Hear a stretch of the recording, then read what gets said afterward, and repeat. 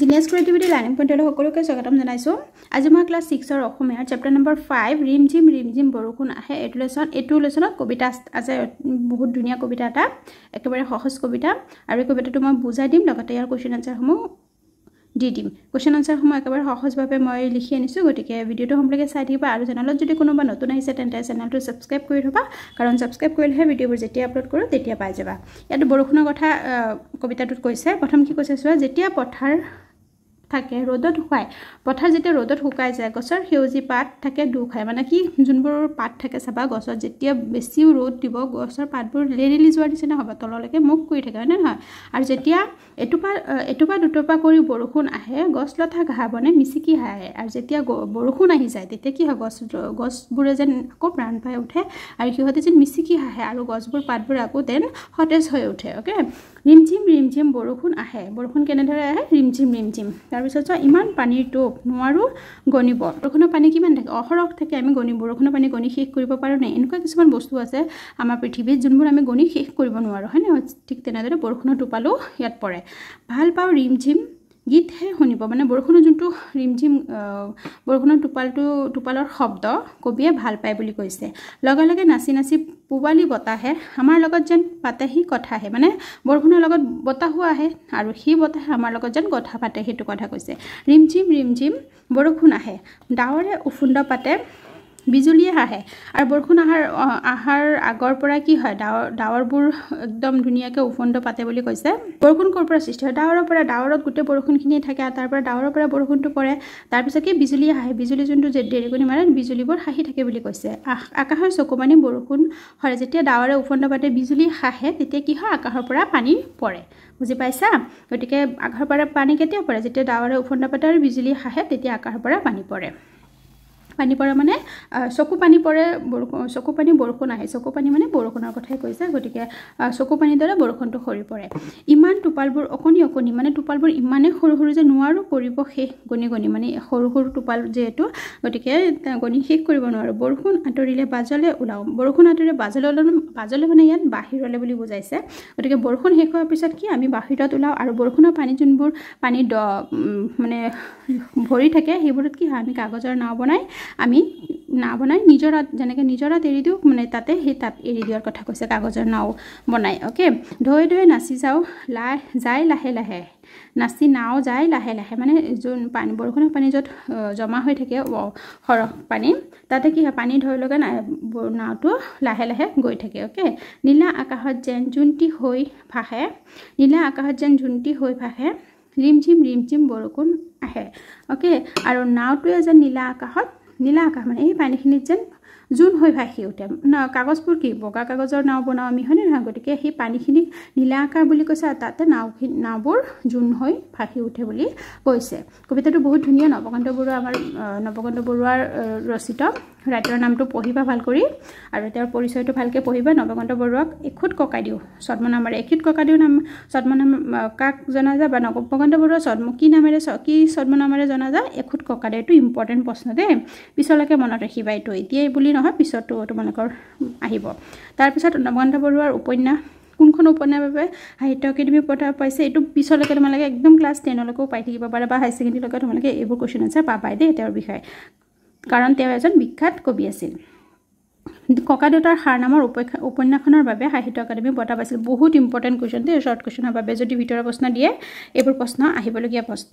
Okay, তাৰপিছত বাকীখিনি extra তেনেকুৱা ইম্পৰ্টেণ্ট নহয়, কিন্তু দুটা বহুত ইম্পৰ্টেণ্ট। সেই দুটা হ'ল, এখুত ককাদেউ ছদ্মনামেৰে তেওঁ শিশু সাহিত্য ৰচনা কৰিছিল, আৰু ককাদেউতাৰ সাৰৰ বাবে উপন্যাসখন এখন উপন্যাস, আৰু এইখন উপন্যাসৰ কাৰণে সাহিত্য একাডেমি বঁটা লাভ কৰিছে। বাকীখিনি পঢ়ি থ'বা, মনত ৰাখিবা। অ'কে, তাৰপিছত কুৱেশ্যন আনচাৰসমূহ চোৱা। এতিয়া তোমালোকে চেনেলটো ছাবস্ক্ৰাইব কৰি থ'বা, কাৰণ ছাবস্ক্ৰাইব কৰিলে ভিডিঅ'বোৰ যেতিয়া আপলোড কৰোঁ তেতিয়া পাই যাবা। অ'কে, আৰু এইটো ভিডিঅ'ৰ ডেছক্ৰিপশ্যন বক্সত বাকীবোৰ চেপ্টাৰৰ ভিডিঅ'বোৰো দিছোঁ, তাতে ক্লিক কৰিলে ভিডিঅ'বোৰ পাই যাবা। তলত দিয়া প্ৰশ্ন নম্বৰ শুদ্ধ উত্তৰটো বাছি উলিয়াই সঠিক বৃত্তটো পূৰ কৰা। সঠিকটো পূৰ কৰিব দিছে, মানে এই যোনটো অপশ্যন আছে তাত চিন দিব নালাগে, য'ত ইয়াত চাৰ্কলবোৰ দিছে নহয় বৃত্তবোৰ, তাত পূৰ কৰিব লাগিব। ৰ'দত গছ সেউজী পাতবোৰ কিদৰে থাকে? ৰ'দত গছৰ সেউজী পাতবোৰ কেনেকুৱা হৈ থাকে? দুখাই থাকে, মানে তললৈ মূৰটো কৰি থাকে। অ'কে, গছৰ পাতবোৰ।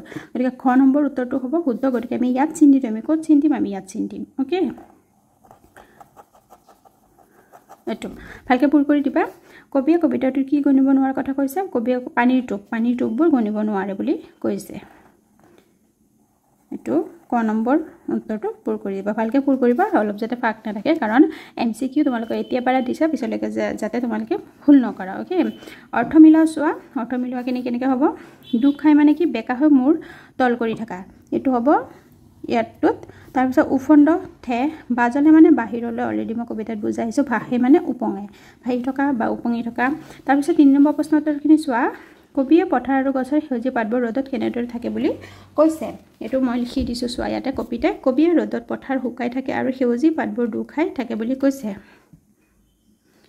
তাৰপিছত খ নম্বৰবোৰ কবিয়ে পানীৰ টোপালবোৰ কিয় গণি শেষ কৰিব নোৱাৰো বুলি কৈছে বৰষুণৰ টোপালবোৰ ইমান বেছি যে গণি শেষ কৰিব নোৱাৰে বুলি কৈছে কবিয়ে কৈছে নোৱাৰো বুলি কবিয়ে কৈছে এনেকৈ লিখিব পাৰা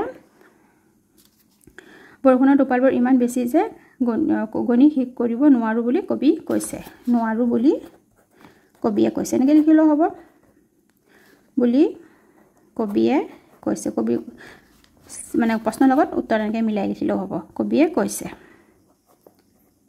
ওকে তাৰপিছত 9 নম্বৰ প্ৰশ্নটো আছে কবিয়ে কি গীত শুনি ভাল পায় যোনটো বৰষুণৰ ৰিমঝিম শব্দ থাকে তাৰ গীতটো ৰিমঝিম শব্দ গীতৰ লগত তুলনা কৰিছে আৰু তেনেকুৱা গীত শুনি ভাল পায় কবিয়ে ৰিমঝিম বৰষুণৰ শব্দৰ গীত শুনি ভাল পায় বা কবিয়ে বৰষুণৰ ৰিমঝিম শব্দ গীত শুনি ভাল পায় তেনেকৈ লিখিলেও হ'ব কবিতাটোত কোনে হাঁহে উফন্দ পাতে আৰু চকুপানীটোকে বুলি কৈছে কোনে হাঁহে কবিতাটো বৰষুণ আহিলে গছলতা ঘাঁহ বন বিজুলীয়ে হাঁহে ডাৱৰে উফন্দ পাতে আৰু আকাশে চকুপানীটোকে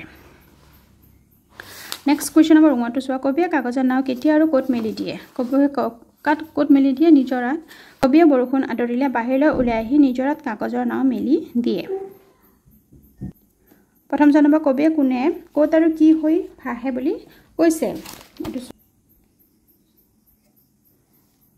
প্ৰথম 6 নম্বৰ উত্তৰটো চোৱা কবিয়ে নাওখনে ঢৌৱে নাচি নীলা আকাশত জুন্তি হৈ ভাহে বুলি কৈছে তাৰপিছত 4 নম্বৰটো তোমালোকক কিছুমান জাম্বল ৱৰ্ড দিছে হিবৰ পৰা শব্দ কিছুমান উলিয়াই প্ৰশ্নৰ মতে শব্দ কিছুমান উলিয়াই তাৰ উত্তৰত লিখিব দিছে কবিয়ে কি বতাহে নাচি কথা পাতে বুলি কৈছে কি বতাহে পূবালী বতাহে পূবফালৰ পৰা যোনটো আহে বতাহ সেইটো বতাহ কৈছে পূবালীটো ক'ত আছে এইটো ইয়াত আছে এইটো ওকে তোমালোকে চিম্বল দি দিবা কবিয়ে পানীৰ টোপ কি কৰিব নোৱাৰো বুলি কৈছে গণি শেষ কৰিব নোৱাৰো বুলি কৈছে এটা গণি এইটো ৱৰ্ড হ'ব গণিবটো হ'ব গণিব তাৰপিছত কাৰ সেউজীয়া পাত দুখাই থাকে গছৰ এইটো হ'ব গছৰ ওকে কবিয়ে ৰিমঝিম কৈ কি অহাৰ কথা কৈছে বৰষুণটো ক'ত আছে এই শেষৰ লাইনটোত বৰষুণটো ধুনীয়াকৈ আছে তাৰপিছত হ'ব 5 নম্বৰৰ তলতে কবিতাৰ স্থাপকতা গদ্যৰ ওপৰত লিখা কবিতাৰ কিছুমান লাইন দিছে সেইটো গদ্যৰ ওপৰত লিখিব দিছে চোৱা এটুপা দুটুপা কৰি বৰষুণ আহে গছলতা ঘাঁহ বনে মিচিকি হাঁহে